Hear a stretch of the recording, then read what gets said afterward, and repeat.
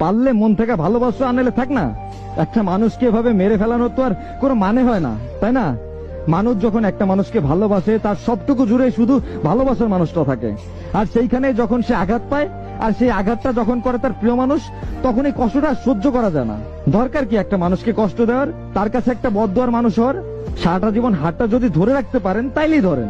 মাঝপথে যদি ছেড়ে চলে যাওয়ার ইচ্ছাই থাকে তাহলে আর প্লিজ শুধু শুধু একটা জীবন নষ্ট করবেন না। আপনার এই টাইম পাস হয়তো কারো সুন্দর জীবনটাকে শেষ করে ফেলবে।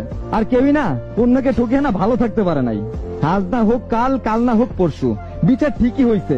হতে পারে কেউ তাড়াতাড়ি পাইছে, কেউ বা দেরিতে, কিন্তু বিচার ঠিকই পাইছে। একটা মানুষকে ঠকানোর শাস্তি সে অবশ্যই পাবে, সেটা আজ হোক বা কাল।